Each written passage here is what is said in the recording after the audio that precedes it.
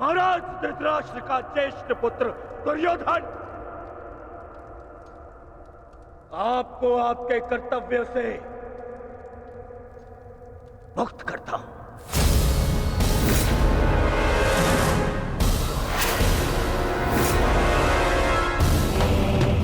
बताए क्यों पितामह?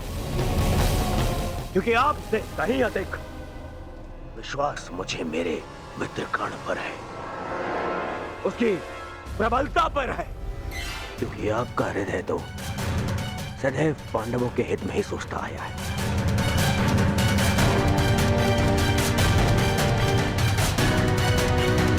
और मैं ऐसे सेनापति को अपनी समस्त सेना का उत्तरदायित्व नहीं दे सकता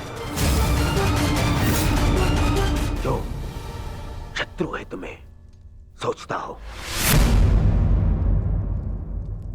यदि कर्ण इस युद्ध में भाग नहीं ले सकता तो आप भी इस युद्ध में भाग नहीं लेंगे।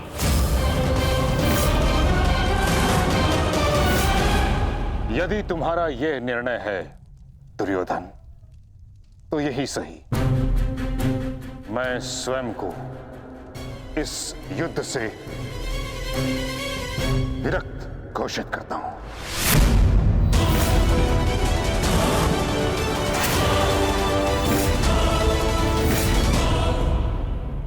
मुझे आपकी आवश्यकता नहीं। दुर्योधन, ये क्या कह रहे हो तुम? मूर्खता मत करो और मित्रता की मोह में नेत्रहीन ना बनो दुर्योधन। हमें कर्ण से अधिक पितामह की आवश्यकता है, समझ गए तुम? मैंने आपसे सुझाव मांगा। मांगा तो जाइए और जाकर अपना स्थान ग्रहण कीजिए। मुझे याद है कि मैं क्या कर रहा हूं। जाइए।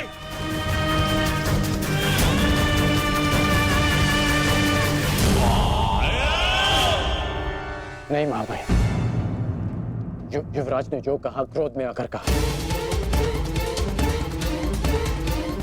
मैं इस विषय में उनसे बात करूंगा, सब ठीक हो जाएगा महाभाई। नहीं कौन्तेय कर्ण, अब कुछ भी ठीक नहीं हो सकता। मेरी बात सुनिए महामहिम। मुझे एक सूत पुत्र की बात नहीं सुननी।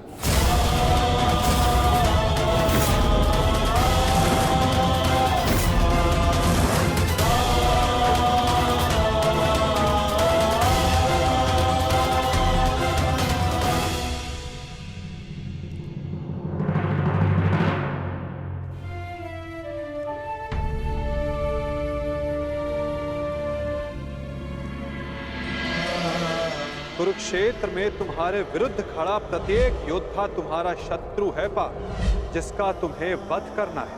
अन्यथा आज तुम भीष्म से भयभीत हो, कल तुम कर्ण से हो, परसों तुम ये कहोगे कि मैं आचार्य द्रोण का सामना कैसे करूं। यदि ऐसा ही रहा तो कैसे पूर्ण करोगे अपने साथ हुए अन्याय का प्रतिकार? कैसे लोगे पांचाली के अपमान का प्रतिशोध? क्या बात है आर्य, बड़ी गहन सोच में डूबे हुए हैं। कोई समस्या है? समस्या क्या है मैं नहीं जानता, परंतु एक विचित्र भय की अनुभूति हो रही है मुझे।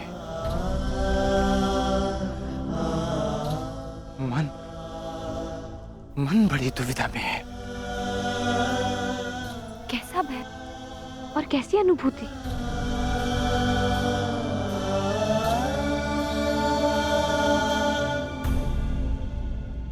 मैं और मेरा मन इस दुविधा में है कि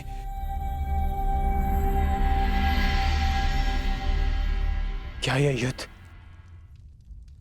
उचित है अपनों का वध करना आवश्यक है। मन में संशय है, कहीं हम कोई अनर्थ तो नहीं करने जा रहे?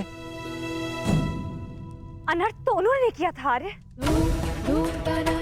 भूल गए लक्षाग्रह, भूल गए वो द्यूत सभा, भूल गए मेरा चीरहरण करने का प्रयास। वो वनवास, अज्ञातवास स्मरण नहीं आपको? ये अनर्थ नहीं, अभी तो इस समय का सबसे अर्थवान कार्य है आर्य।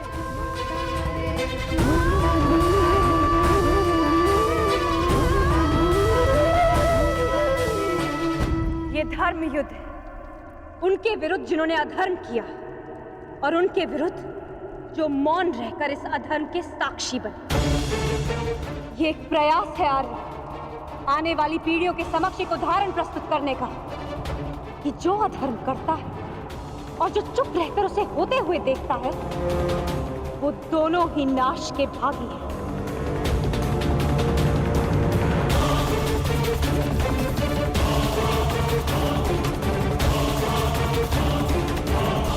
आप अनावश्यक रूप से स्वयं के मन पर बोझ डाल रहे हैं आर्य। आप योद्धा हैं और ये महायुद्ध आपके जीवन का लक्ष्य, आपका कर्तव्य और आपका धर्म। धर्म?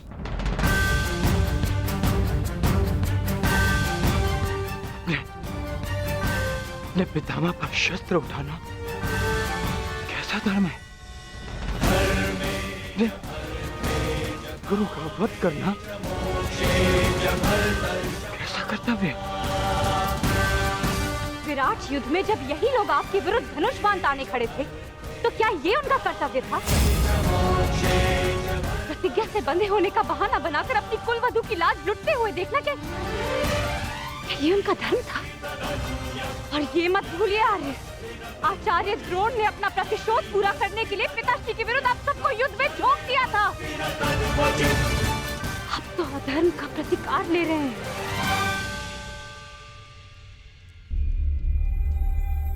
कहीं ऐसा तो नहीं आ रहे कि आपको ऐसा लग रहा है कि जो कुछ भी उन्होंने किया वो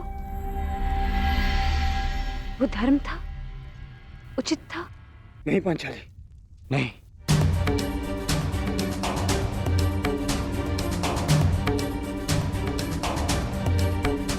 जो उन्होंने किया वो सर्वथा अनुचित था, परंतु मन में दुविधा यह है कि जो हम करने जा रहे हैं वो उचित है। यदि हम भी उनकी ही भाषा में उन्हें उत्तर देंगे तो फिर हम में और उनमें क्या अंतर रह जाएगा?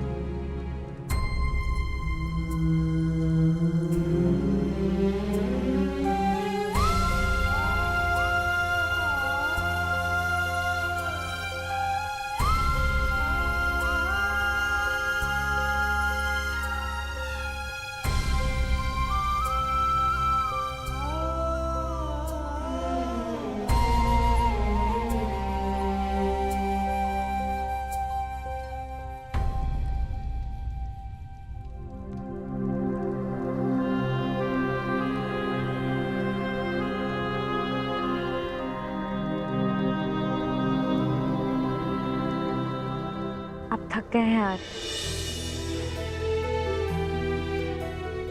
विश्राम कीजिए, सो जाए। सो जाऊं? कैसे सो जाऊं पांचाली, जबकि मुझे ज्ञात है कि कल प्रातः मुझे बाण संधान करने हैं जो मेरे परिजनों को मृत्यु की नींद सुला देंगे।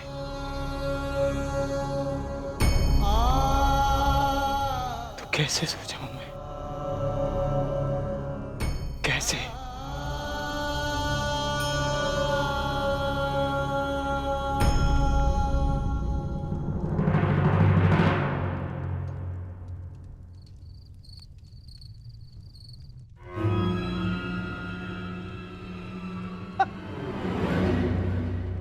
दाम दंड भेदेन अस्माकं विजयम निश्चितम। साम दाम दंड भेदेन अस्माकं विजयम निश्चितम। कहाँ है? कैसे होगा? अपनी मित्रता के भावावेश में बहकर तुम बहुत बड़ी भूल कर रहे हो दुर्योधन, बहुत बड़ी भूल। वो अंगराज अब वो कर्ण नहीं रहा जिसे अस्त्र बनाकर तुम पांडवों पर प्रयोग करना चाहते थे ना, जिसकी सारी शक्ति उसके कवच और कुंडल में थी, जो अब नहीं है, जिसके जाते ही कर्ण केवल और केवल मात्र एक साधारण योद्धा और एक साधारण धनुर्धारी रह गया है दुर्योधन। और ऐसे व्यक्ति को तुम प्रधान सेनापति बनाना चाहते हो? है? कौरवों की वास्तविक शक्ति इच्छा मृत्यु के वरदानधारी महामहिम भीष्म है, ना कि वो कवचहीन सूत पुत्र कर्ण। मैं जानता हूं कि तुम्हें बहुत बुरा लगता है, बहुत बुरा लगता है, जानता हूं मैं। परंतु एक बार अपने मन से पूछो एक बार, उत्तर यही मिलेगा कि वो सुपुत्र कर्ण कुंती और उसके पुत्रों के लिए कोमल भाव रखता है, कोमल भाव। स्मरण करो कि किस प्रकार उसने हमारी हर चाल में बाधा डालने का प्रयास किया है दुर्योधन।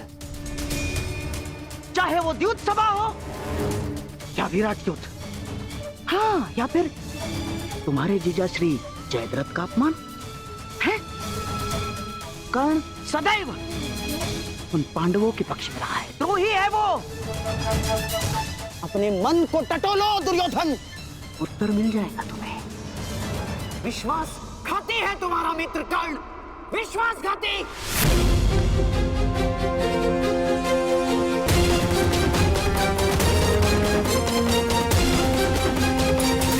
ये क्या कर रहे हो? कुछ लूटिए।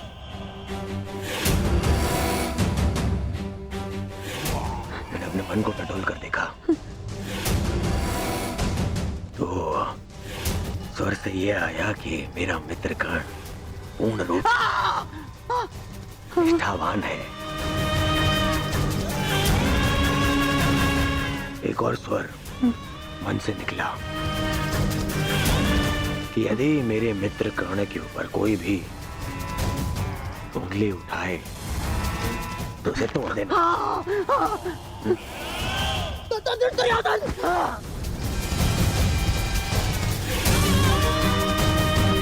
केवल इसलिए कि आप मेरे मामा श्री हैं।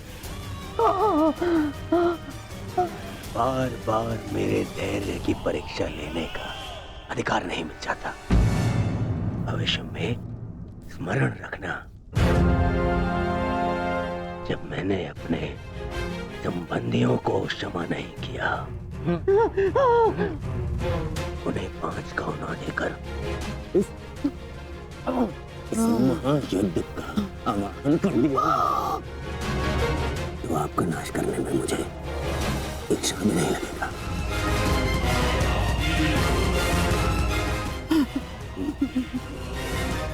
इसलिए स्मरण रखना, ना तो फिर कभी मेरे धैर्य की परीक्षा लेना और ना ही मेरे मित्र कर्ण के ऊपर आरोप लगाना।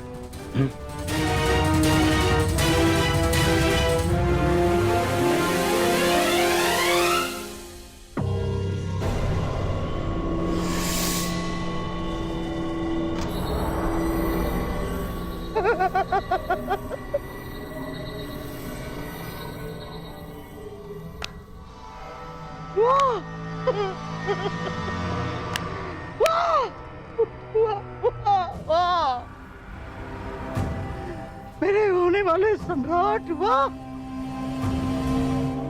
आज तुमने उस पुत्र के कारण अपने उस मामा का अपमान किया जो अपना सब कुछ त्याग कर तुम्हारे हित के लिए,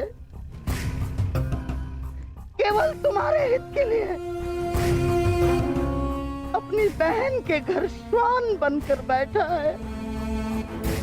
तुमने उस मामा का अपमान किया जिसने अपना श्वास, अपना ध्यान, अपनी आस, अपना अभ्यास सब कुछ न्योछावर कर दिया अपने होने वाले सम्राट के लिए।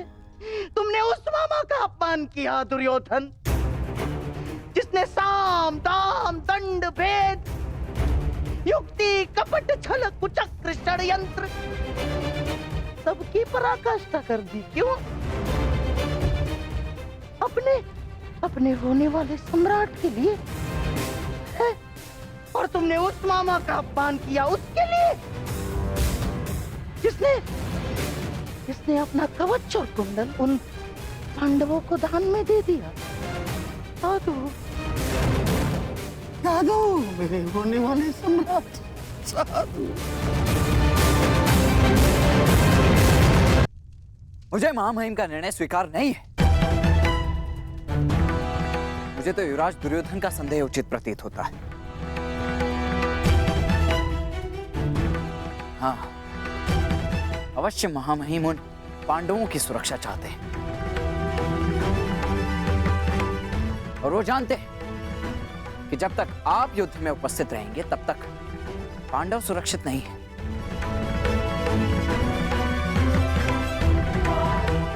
तभी वो आपको युद्ध से दूर रखना चाहते हैं।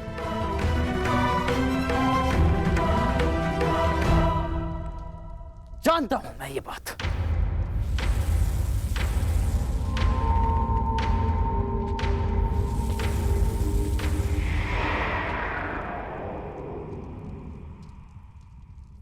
शांत हो जाओ पुत्र।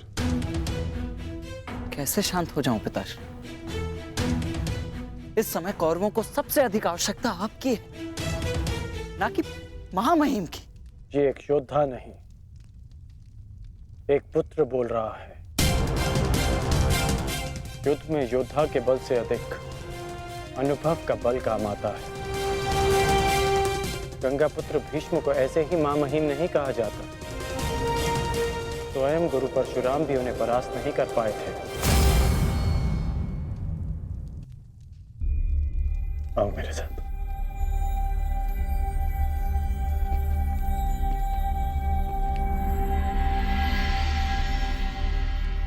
जब तुम भीतर आए थे तो बाहर कौन था?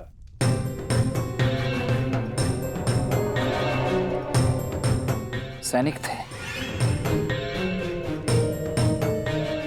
सहस्त्रों सैनिक थे। तो बताओ कि वो सारे सैनिक कहां चले गए?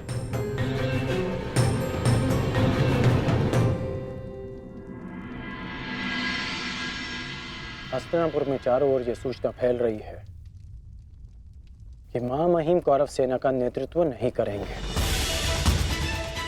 सारे सैनिक अपने अपने सेना नायकों के पास इस बात की पुष्टि करने के लिए गए हैं। और यदि यह निश्चित हो गया कि महामहिम कौरव सेना का नेतृत्व नहीं करेंगे तो युद्ध से पूर्व ही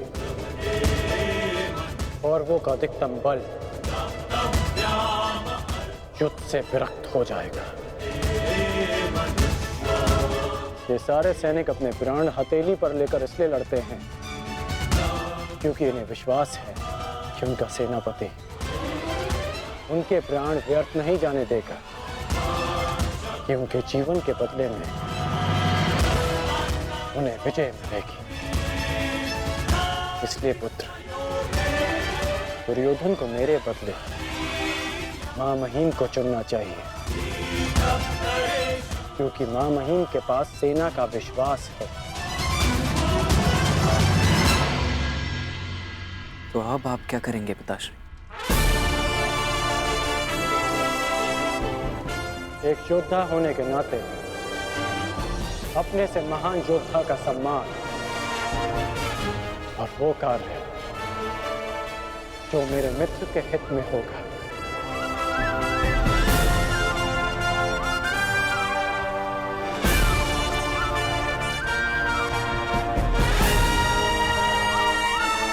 किया उसके लिए जिसने अपना कवच और कुंडल उन पांडवों को दान में दे दिया। मेरा कवच, मेरा कौशल, मेरी प्रतिभा नहीं, वो केवल एक ढाल थी।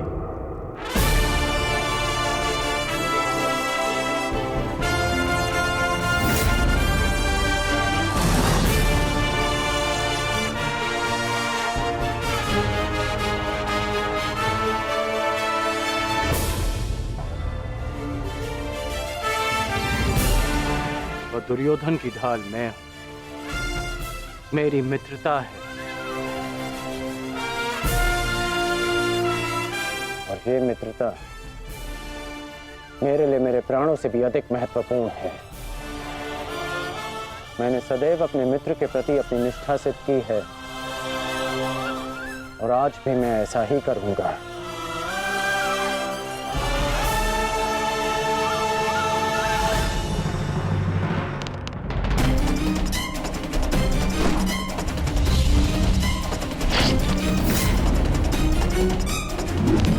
कुरुक्षेत्र में तुम्हारे विरुद्ध खड़ा प्रत्येक योद्धा तुम्हारा शत्रु है पार्थ, जिसका तुम्हें वध करना है। ये धर्म युद्ध उनके विरुद्ध जिन्होंने अधर्म किया। अन्यथा आज तुम भीष्म से भयभीत हो। भूल गए लक्षाग्रह, कल तुम कर्ण से हो। भूल गए वो द्यूत सभा। परसों तुम ये कहोगे कि मैं आचार्य द्रोण का सामना कैसे करूं। भूल गए मेरा चीरहरण करने का प्रयास। यदि ऐसा ही रहा तो कैसे पूर्ण करोगे अपने साथ हुए अन्याय का प्रतिकार? कैसे लोगे पांचाली के अपमान का प्रतिशोध? कुरुक्षेत्र में उनके विरुद्ध जिन्होंने अधर्म का प्रतिशोध अधर्म के साक्षी।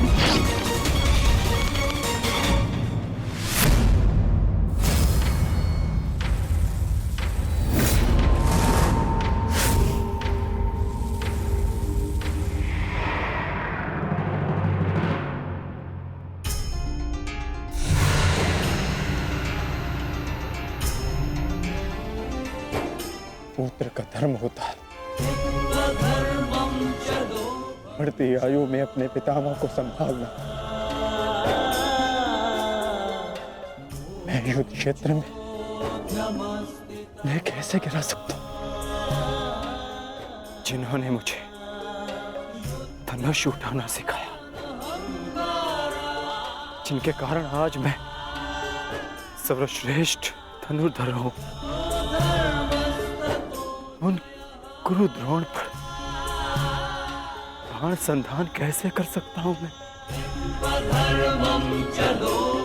जीवन में पहली बार आज मेरे हाथ कांप रहे हैं, अर्थात ये सब ठीक नहीं, ये सब ठीक नहीं।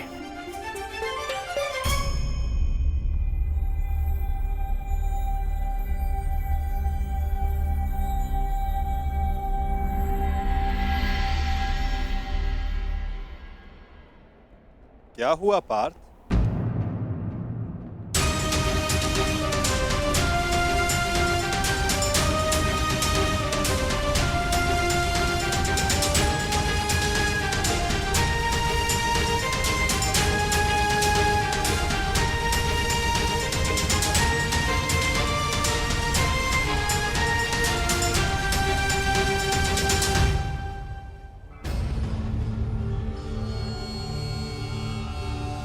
जो अपने दृढ़ संकल्प और अचूक लक्ष्य भेदन के लिए जाना जाता है, जो केवल शब्द सुनकर उसका लक्ष्य भेद कर सकता है, आज वही अर्जुन विचलित है या उसके बाण विचलित है? पार्थ, कुछ कहना चाहते हो? यदि तुम्हारे मन में कोई संदेह, कोई संकोच है तो उसे अपने सखा से बांट सकते हो। नहीं माधव, ऐसा कुछ नहीं है। आज कुछ अधिक ही थक गया हूं मैं, कदाचित इसीलिए। बड़ी विचित्र बात है, जो अर्जुन इतने वर्षों की कठिन तपस्या में नहीं थका, जो 12 साल के वनवास में और 1 साल के अज्ञातवास में नहीं थका, वो आज केवल 1 दिन में थक गया।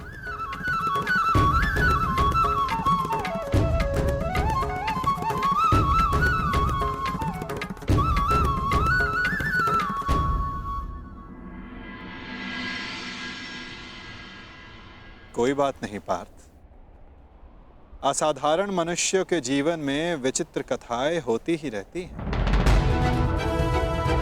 आओ शिविर में चलकर सभी वीर मिलकर भोजन करें। कल से युद्ध प्रारंभ होने वाला है पार्थ।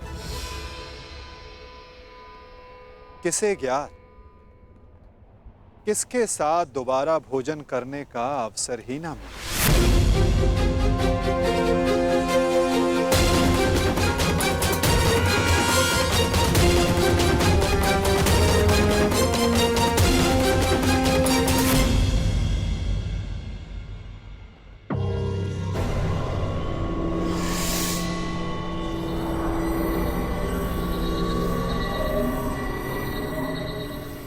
हम सबको यहाँ पे क्यों बुलाया गया है मामाश्री?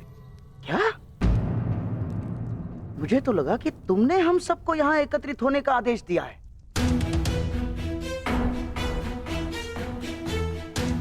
कल आरंभ हो रहे युद्ध के निर्देश देने के लिए। मैंने आप सबको यहाँ बुलाया है।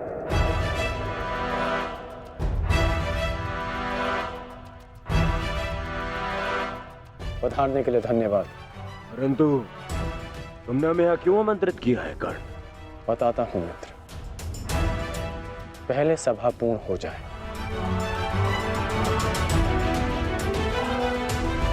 अभी एक योद्धा का आना शेष है।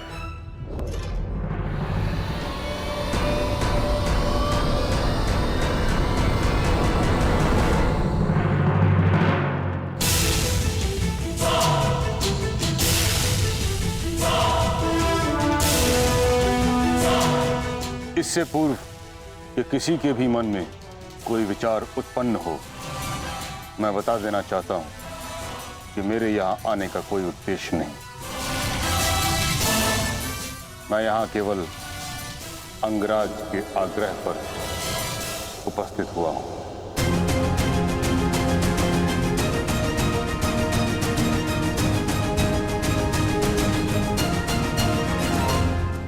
कर्ण, मैं जानना चाहता हूं इस सभा को बुलाने का उद्देश्य क्या है मित्र?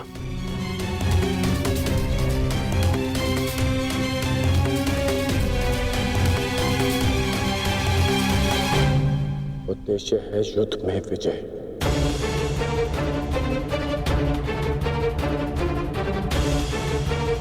तुम अपने मित्र मोह में आकर बहुत बड़ा अनर्थ करने जा रहे थे, और एक सच्चा मित्र होने के नाते मैं तुम्हें ये अनर्थ नहीं करने दूंगा।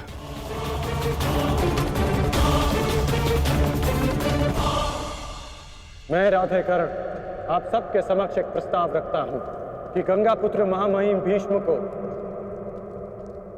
फिर से कौरव सेना का सेनापति नियुक्त किया जाए।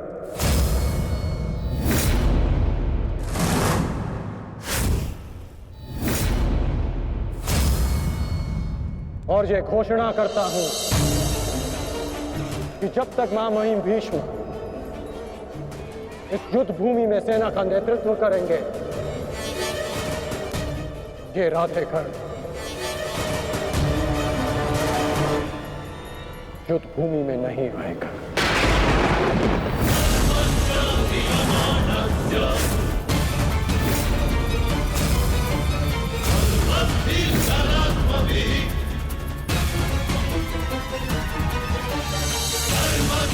ये तुम क्या कह रहे हो मित्र?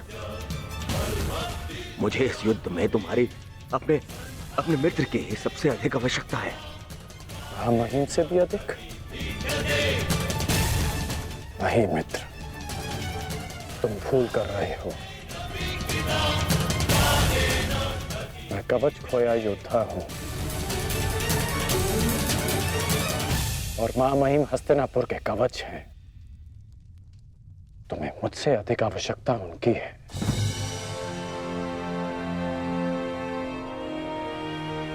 मैं स्वीकार करता हूं कि कौरव सेना का नेतृत्व करने में महामहिम से अधिक सक्षम कोई नहीं।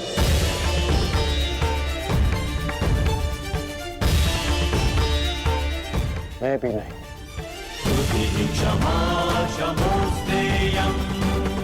मुझ में योग्यता है, परंतु महामहिम अपने विवेक, धर्म और शौर्य के लिए जाने जाते हैं, और इनके विवेक का मैं भी सम्मान करता हूं। यदि महामहिम मुझे युद्ध से दूर रखना चाहते हैं तो अवश्य इसके पीछे कोई महत्वपूर्ण कारण होगा जिसमें सबका हित होगा। मैं ये सब इसलिए कर रहा हूं क्योंकि मैं तुम्हें हस्तिनापुर के सिंहासन पर देखना चाहता हूं, और मेरा लक्ष्य पूर्ण करने के लिए मैं ऐसे 1000 स्वप्न का बलिदान दे सकता हूं।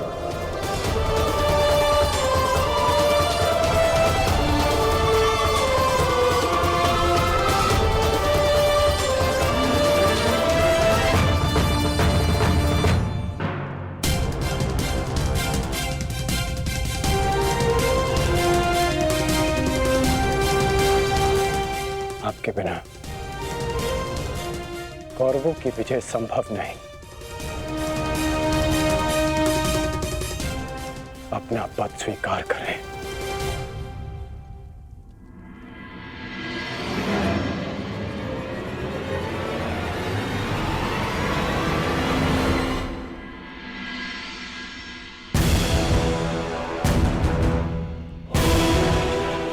हर हर महादेव, हर हर महादेव, हर हर महादेव।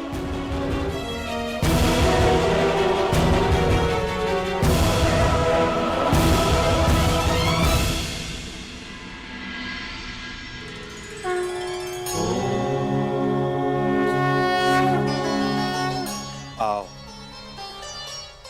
हम साथ मिलकर ये अमृत तुल्य भोजन ग्रहण करें, हमें शक्ति मिले, हमारा तेज एक होके बढ़े,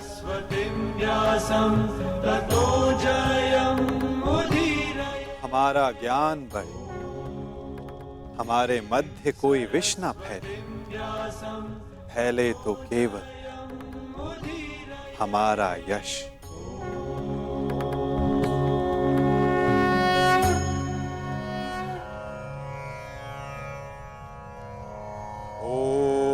सहना भवतु। ओम सहना भवतु। सहनो भुनक्तु। सह वीर्यं करवावहे। सह वीर्यं करवावहे। तेजस्विनाय धीमस्तु। तेजस्विनाय धीमस्तु। मा विद्विषावहि। मा विद्विषावहि। ओम शांति शांति शांति।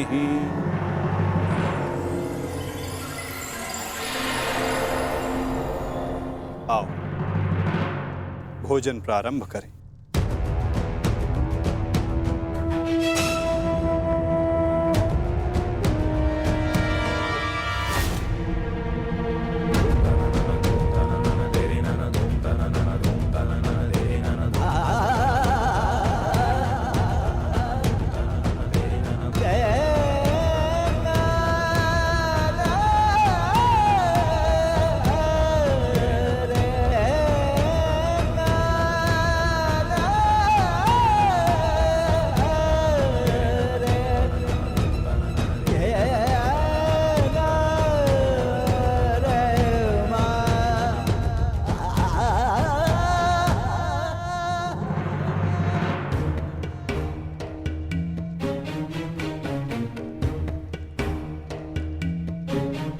पिताश्री, रात्रि गहरी हो चुकी है, आपको विश्राम कर लेना चाहिए।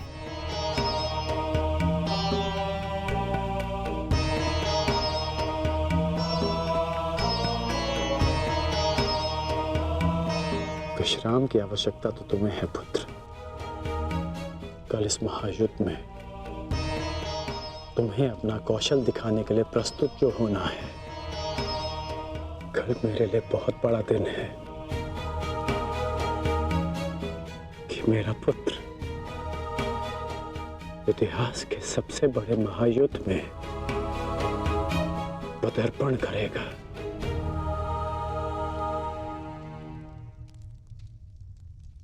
मुझे गर्व है तुम पर।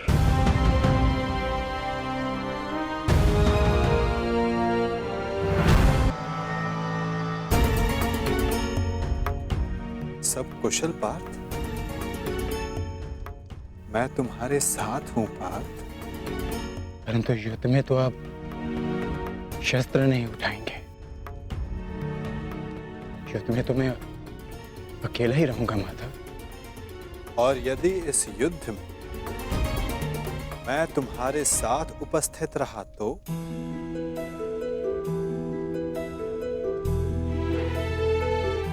तो मुझसे अधिक भाग्यवान इस संसार में और कोई नहीं होगा। परंतु मैं जानता हूं मेरी ये कामना अधूरी रह जाएगी। यदि कामना पूर्ण बल से की जाए तो वो अवश्य पूर्ण होती है पार्थ। और यदि प्रार्थना में समर्पण तो वो स्वीकार होती है।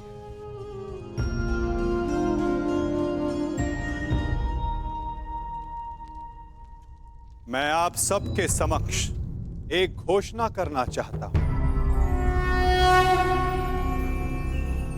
मैंने प्रण लिया है कि इस युद्ध में शस्त्र नहीं उठाऊंगा, परंतु बिना शस्त्र उठाए भी मैं इस युद्ध में सहायक रहूंगा।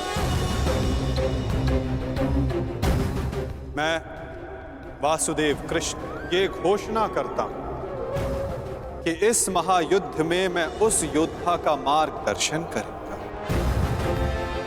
जिसे इस युद्ध की दिशा निर्धारित करनी है। ये युद्ध एक यात्रा है और इस युद्ध की यात्रा में मैं अर्जुन का सहयात्री बनूंगा। मेरे हाथ इस युद्ध में अस्त्र भले ही न थामे, परंतु अर्जुन के रथ के अश्वों की रास से अवश्य थामेंगे। मैं इस महायुद्ध महारथी अर्जुन के सारथी की भूमिका निभाऊंगा।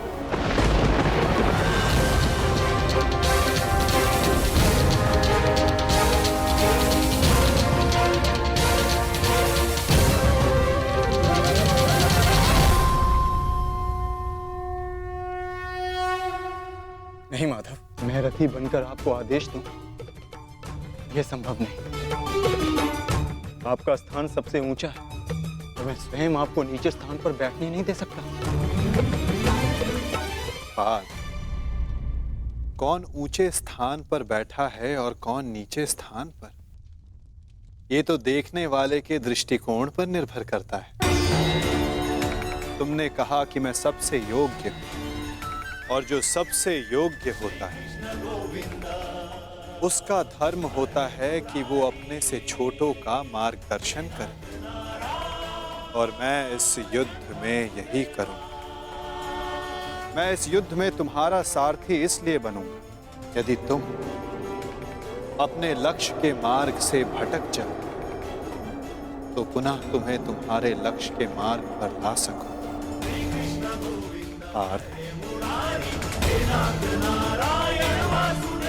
मुझ पर विश्वास है ना?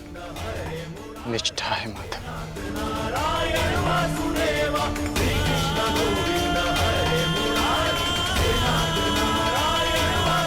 आज मैं धन्य हो गया जिसके सारथी आप हैं। वो मार्ग कभी भटक ही नहीं सकता।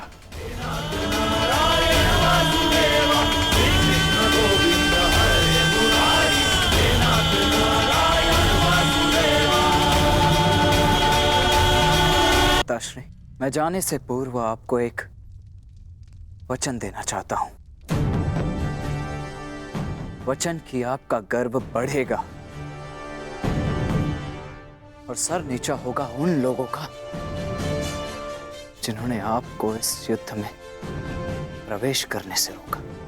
मैं आपकी तुलना करने में भले ही समर्थ नहीं, परंतु शत्रु मेरी तुलना आपसे अवश्य करेंगे पिताश्री।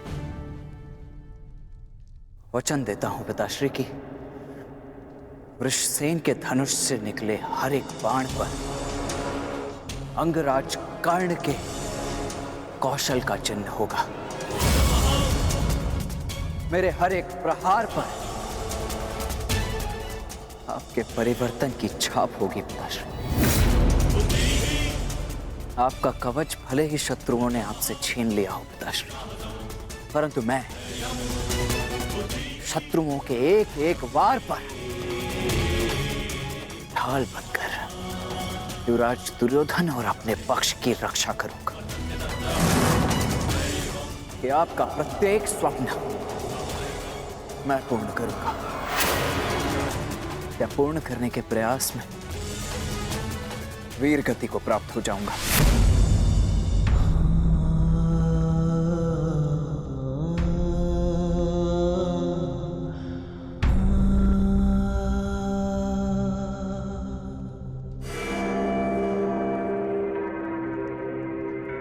द्रोण शिष्य अर्जुन,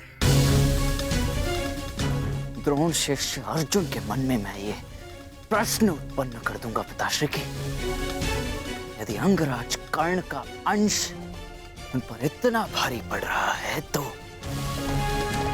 तब क्या होगा जब स्वयं अंगराज कर्ण से उनका सामना होगा।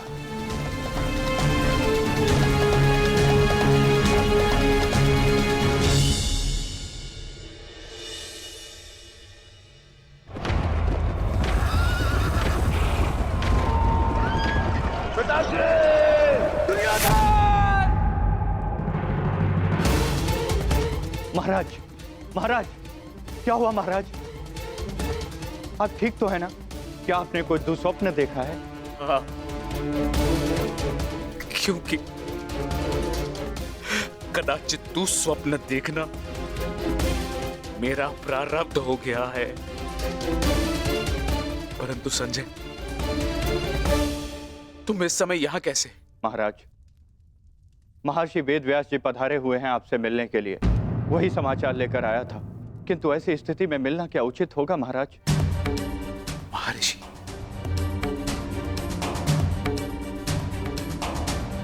अवश्य ही कुछ उचित सोचा होगा, तभी पधारे हैं। उन्हें सादर अंदर ले आओ संजय। जैसी आज्ञा महाराज।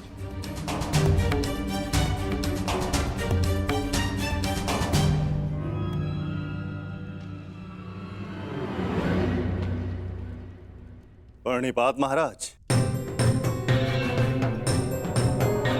आप महर्षि हैं, मेरे नियोगी पिता भी। इस प्रकार प्रणिपात करके और मुझे महाराज कहकर मुझे लज्जित ना करिए। आइए, आपका स्वागत है। आइए, आइए। मैं यहां अपने नियोगी पुत्र से मिलने नहीं, अपितु हस्तिनापुर नरेश को चेताने आया हूं। ये बताने आया हूं कि ये समय सोने का नहीं, अपितु जागने का है। इस महायुद्ध को रोकने का है। ये इस महायुद्ध से पूर्व की अंतिम रात्रि है। इस महायुद्ध को रोकने का प्रयत्न कीजिए महाराज। यदि एक बार ये युद्ध आरंभ हो गया तो इस अनर्थ को रोकना असंभव हो जाएगा। सहस्त्रों निर्दोष अपने प्राण गंवा बैठेंगे, अनेकों परिवार सदैव के लिए नष्ट हो जाएंगे। ये महाविनाश रोकना केवल आपके हाथों में। जो पिता अपने पुत्र पर जीवन भर नियंत्रण ना रख सका, वो इस विभीषिका को रोकने का बीड़ा कैसे उठा सकता है? यह युद्ध निश्चित है महर्षि। इस युद्ध को रोक पाना हम मेरे बस की बात नहीं। मुझे क्षमा कर दीजिए। मैं तो कदाचित आपको क्षमा कर दूं, किंतु इतिहास आपको कभी क्षमा नहीं करेगा। हस्तिनापुर में शांति दूत बनकर आए वासुदेव के साथ दुर्व्यवहार का परिणाम है ये। पुत्रहट को दोष मत दीजिए। इस महाविनाश के लिए पुत्रहट नहीं, आपका पुत्रमोह उत्तरदायी है। तो आप क्या मुझे उल्हाना देने आए हैं महर्षि, या फिर श्राप? नहीं, वरदान देने आया हूं। मैं आपको दिव्य दृष्टि देने आया हूं। जिस विनाश की नींव आपने स्वयं रखी है, आप उसको देख सकें। नहीं, ऐसा मत कीजिए महर्षि। ये वरदान नहीं है, ये श्राप है। अरे जिस पिता ने अपने पुत्रों को घुटनों के बल चलते नहीं देखा, अरे वो पिता अपने पुत्रों को घुटनों के बल अपने प्राणों की भीख मांगते कैसे देख सकता है? जिस पिता ने अपने पुत्रों के मस्तक पर तिलक लगते नहीं देखा, वो अपने उन पुत्रों के सर कटे कैसे देख सकता है? जिस पिता ने अपनी वधुओं को सुहागन नहीं देखा, वो पिता अपनी वधुओं को विधवा कैसे देख सकता है? किस प्रकार? ये अत्याचार मत कीजिए महर्षि, मत कीजिए। मुझे कोई दृष्टि नहीं चाहिए, मुझे कोई दृष्टि नहीं चाहिए। मेरी आपसे विनती है महर्षि कि मेरे स्थान पर आप ये दिव्य दृष्टि संजय को दे दें, ताकि संजय मुझे इस युद्ध के समाचार के साथ साथ मेरे पुत्र का समाचार भी मुझे देते रहे। आपकी इच्छा अनुसार मैं ये दिव्य दृष्टि संजय को प्रदान करता हूं।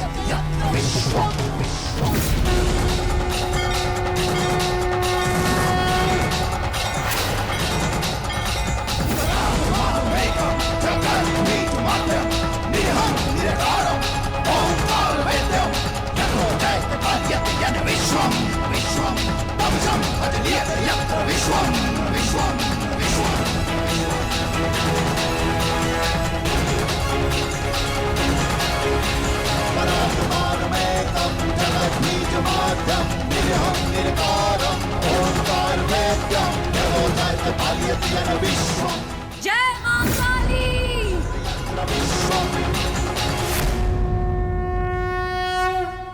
अपना सर्वश्रेष्ठ प्रदर्शन करना पुत्रों, अपने पिताओं की प्रतिज्ञा को स्मरण रखना और अपनी माता के अपमान को मत भूलना।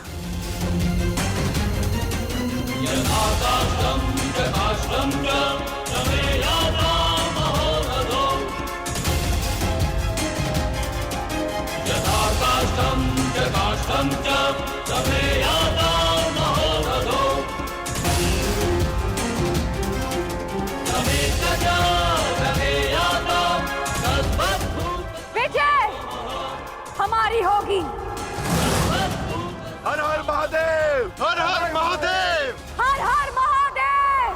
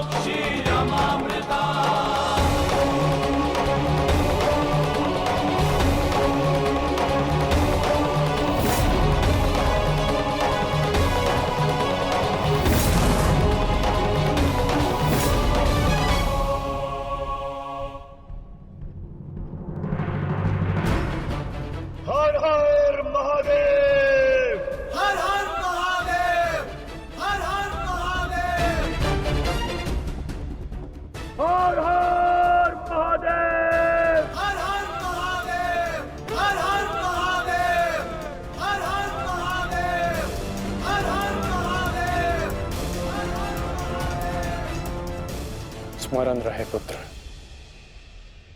अब इस युद्ध भूमि में तुम्हारे विरोध में जो भी हो, उससे तुम्हारा कोई संबंध नहीं। तुम्हारा संबंध केवल तुम्हारे कर्तव्य और तुम्हारे लक्ष्य से है। यदि मेरे स्थान पर आप होते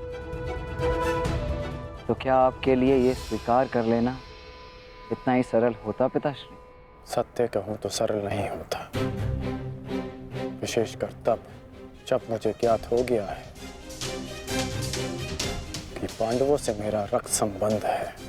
किंतु पुत्र, मैंने सदैव एक बात को माना है कि आपको आपके वचन पर अडिग रहना चाहिए।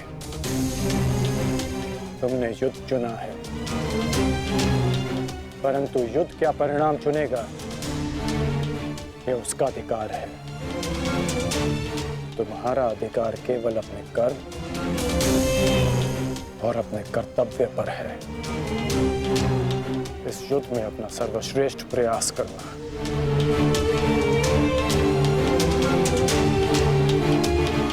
कल्याण हो तुम्हारा।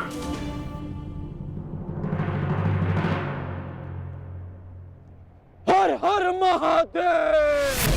हर हर महादेव! हर हर महादेव!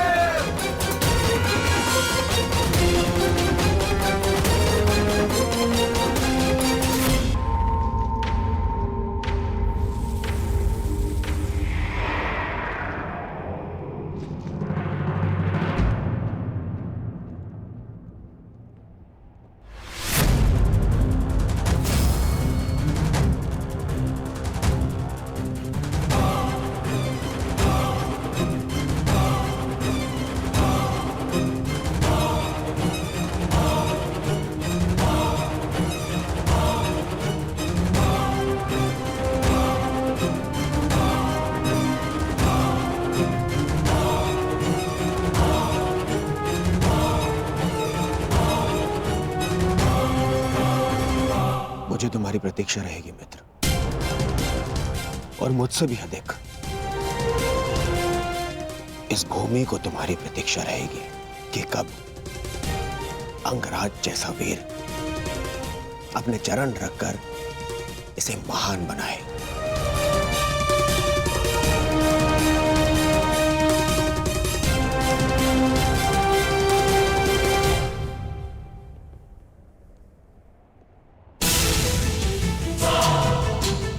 सुरक्षित रहना।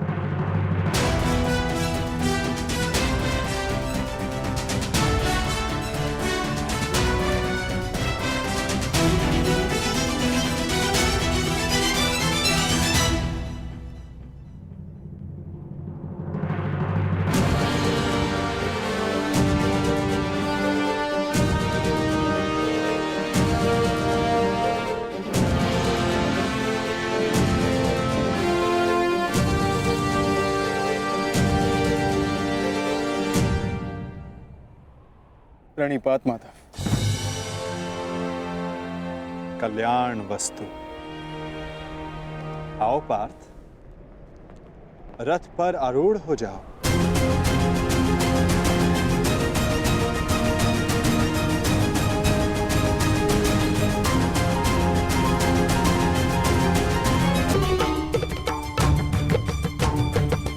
किस संशय में हो धनंजय? विचरण करने का समय जा चुका है, अब केवल पुरुषार्थ करने का समय है। मुझे ज्ञात है माता, किंतु परंतु मोल भाव, ये लक्षण व्यापारियों के होते हैं पार्थ। धर्म युद्ध के योद्धाओं के लिए ये शब्द निरर्थक हैं। पाप नाशनी गंगा बहती जाती है, किंतु परंतु नहीं करती। अंधकार नाशक सूर्य किंतु परंतु नहीं करता। और अधर्म का नाश करने को सज्ज अर्जुन की तुनीर में भी इन संदेहों का कोई स्थान नहीं। तुम्हारा सारथी युद्ध में तुम्हारा मार्गदर्शन करने को सज्ज है पार्थ। आओ, अपना स्थान ग्रहण करो।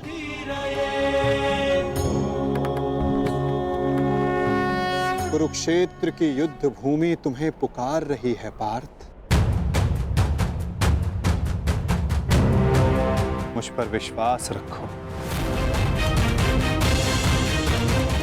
आपसे अधिक विश्वास तो मुझे स्वयं पर भी नहीं है माधव। और मेरे लिए महत्वपूर्ण ये है कि तुम स्वयं पर विश्वास रखो।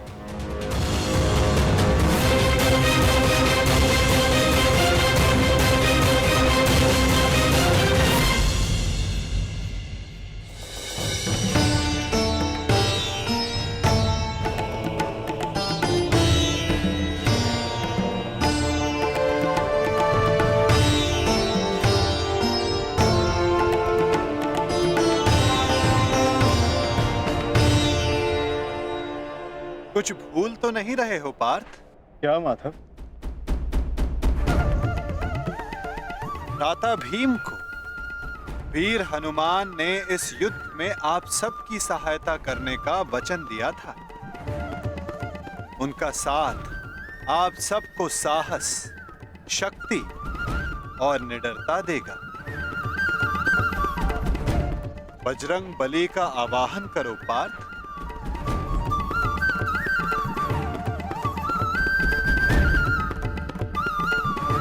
मैं कुंती पुत्र अर्जुन, पवन पुत्र, ज्येष्ठ भ्राताश्री, महाबली हनुमान का आवाहन करता हूँ।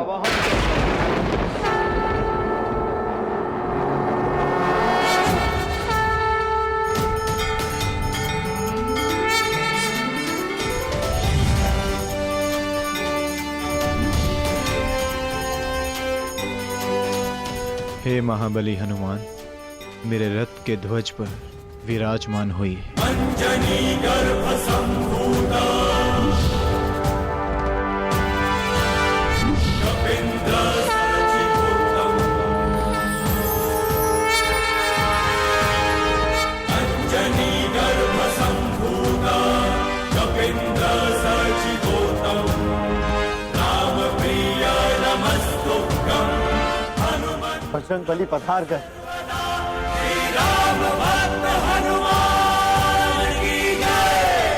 महाबली हनुमान की जय। बजरंग बली हनुमान की जय।